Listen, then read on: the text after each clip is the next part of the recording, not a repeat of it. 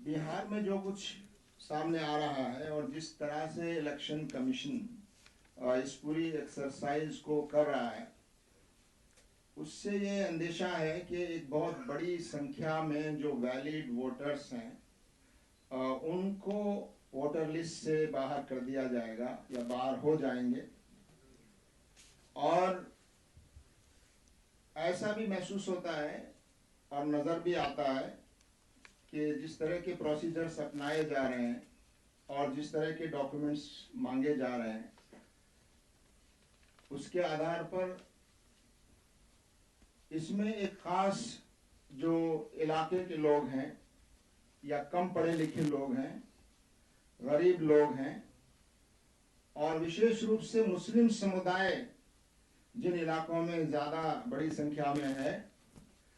वहाँ पर ये वोटर एक्सक्लूजन यानी जो वैलिड वोटर्स हैं उनका सेलेक्टिव डिलीशन का खतरा इससे पैदा हो गया। आप देख रहे हैं कि शुरू में चुनाव आयोग ने अपने आप को वैलिड वोटर साबित करने के लिए 11 डॉक्यूमेंट्स की लिस्ट दी थी कि इन 11 में से कोई और एक डॉक्यूमेंट वो पेश करें, जिसमें पिछली बार भी आपसे कहा गया था कि आधार कार्ड उसमें शामिल नहीं था, राशन कार्ड शामिल नहीं था, वोटर आईडी जो खुद इलेक्शन कमीशन का बनाया हुआ है उसको नहीं माना जा रहा था, एम्प्लॉयमेंट कार्ड्स जो हैं जो इशू किए जाते हैं वो नहीं माने जा रहे थे, राशन कार्ड नहीं माने जा रहे थे। और इस पर जो पूरे देश में विरोध हुआ तो सुप्रीम कोर्ट ने कुछ गाइडलाइन जारी की और कुछ डॉक्यूमेंट्स को शामिल करने की हिदायत भी दी। लेकिन ये सामने आ रहा है कि उस हिदायत को, उस डायरेक्शन को फॉलो नहीं किया जा रहा है, उसकी खिलाफ वर्जी की जा रही है, उसको भी नज़रअंदाज किया जा रहा है, जिससे इलेक्शन कमीशन की इस पूरी एक्सरसाइज पर एक बहुत बड़ा सवाल खड़ा हो रहा है। अविश्वास का वातावरण जैसे पैदा हो रहा है कि इलेक्शन कमीशन इंडिपेंडेंटली काम करने जाए, जैसे मौजूदा सरकार के दबाव और एक खास पॉलिटिकल एजेंडा को आगे बढ़ाने के लिए ये कोशिशें और कार्रवाइयाँ की जा रही हैं। देश के बहुत सारे सिविल सोसाइटी ग्रुप्स और नागरिकों ने इसके खिलाफ काफ़ी बातें कही हैं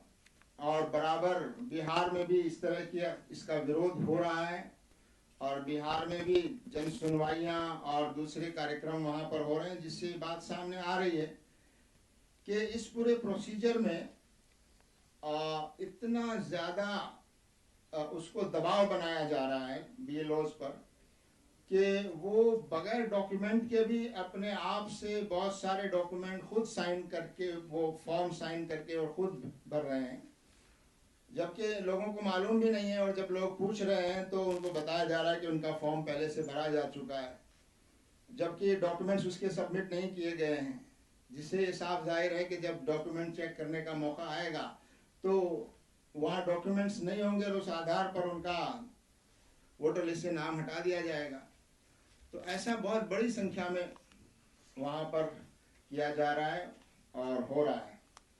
इसी तरह ये घटना भी सामने आई अभी कुछ दिनों पहले, बिहार में हमारा जाना हुआ, बिहार का दौरा हुआ, वहाँ के सामाजिक संगठनों से हमारा इंटरेक्शन हुआ और एक जन सुनवाई में हमको हिस्सा लेने का मौका मिला। वहाँ लोगों ने अपनी जो परेशानियाँ बताई हैं उससे ये बात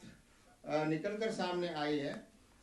कि पूरा प्रोसीजर जब आप फॉलो कर रहे हैं तो एक खास इलाके में, एक इलाके में आप एक डॉक्यूमेंट को वैलिड मान रहे हैं, दूसरे इलाके में उसी डॉक्यूमेंट को आप रद्द कर रहे हैं। खासतौर से सीमांचल का इलाका जहाँ मुस्लिम बाहुल्य क्षेत्र है, वहाँ पर ऐसी शिकायतें आई हैं कि जो डॉक्यूमेंट दूसरी जगह वैलिड माने जा रहे हैं वो वहाँ सीमांचल के इलाके में उनको रद्द किया जा रहा है, उनको नहीं लिया जा रहा है। तो एक सेलेक्टिव और डिस्क्रिमिनेटिव, एक भेदभावपूर्ण ये कार्रवाई हो रही है। और इससे आज के अखबार की हेडलाइंस आपने देखी होगी और उसमें ये कहा गया है कि 65 लाख वोटर्स जो हैं वो कम हो गए हैं और ये अभी मालूम नहीं है कि हटाए कितने गए हैं, जोड़े कितने गए हैं। अगर जोड़े गए हैं उसके बाद भी 65 लाख कम हुए तो इसका मतलब और ज़्यादा लोगों को डिलीट किया गया है। दूसरा, ये बात अभी सामने नहीं आई, जैसा कि इलेक्शन कमीशन के कुछ अधिकारियों की ओर से ये बयानात आते रहे कि बड़ी संख्या में यहाँ पर बांग्लादेशी का होना पाया जा रहा है, यहाँ रोहिंग्याज बड़ी संख्या में पाए जाते हैं। इस तरह के बयानात का बीच बीच में आने से ये संदेह और ज़्यादा बढ़ जाता है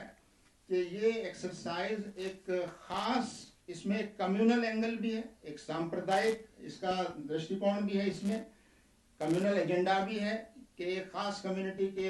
वोटर्स को जो है कम किया जाए। और दूसरा,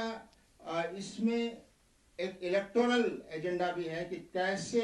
उन वोटर्स को कम किया जाए जो उनके लिए कन्वीनियंट वोटर्स नहीं हैं, उनके लिए जो वोटर ऐसे हैं जो उनको वोट नहीं करते हैं, ऐसे लोगों को कैसे कम किया जाए। ये रणनीति भी इसमें पूरी कार्रवाई में नजर आती है। आखिरी बात इस बारे में जो मुझे कहनी है वो ये है कि ये एक्सरसाइज जो हो रही है ये एक तरह से एक सिटीजनशिप को वेरीफाई करने की एक्सरसाइज भी साथ साथ चल रही है, जबकि चुनाव आयोग का दायरा ये नहीं है कि वो ये तय करे कि कौन इस देश का सिटीजन है और कौन नहीं है।